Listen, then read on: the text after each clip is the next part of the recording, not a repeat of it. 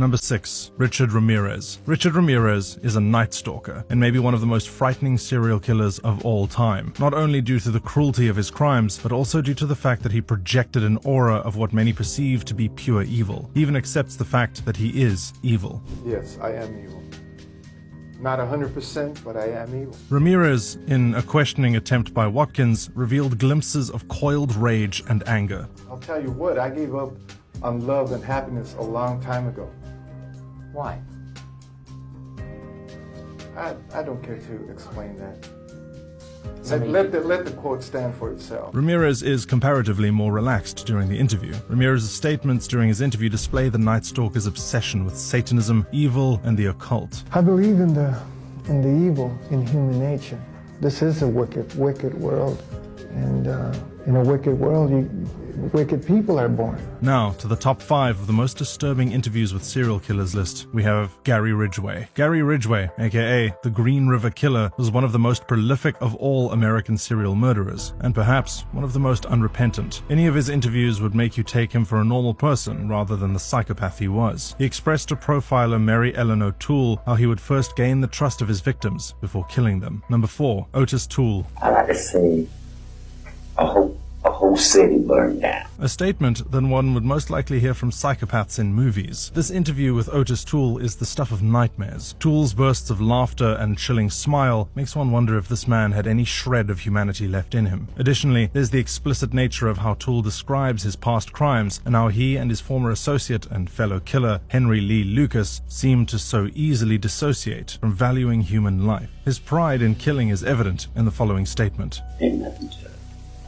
It's like drinking a cup of coffee, smoking cigarette.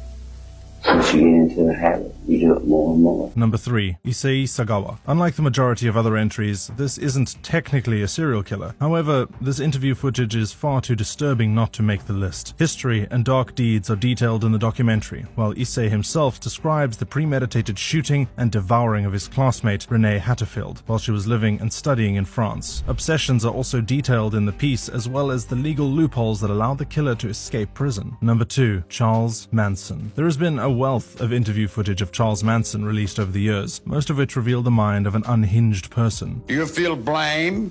Are you mad? Do you feel like Wolf's Kebab's revenge? A 1987 interview with correspondent Heidi Schulman reveals what type of person Charles Manson was. I wouldn't do anything that I felt guilty about.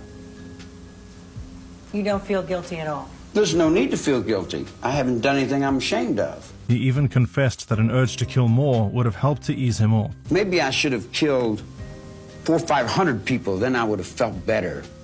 Then when I felt like I really offered society something. Number 1 is our only female killer on this list, Aileen Wuornos. The interview with Aileen Wuornos on the eve of her execution is disturbing, to say the least.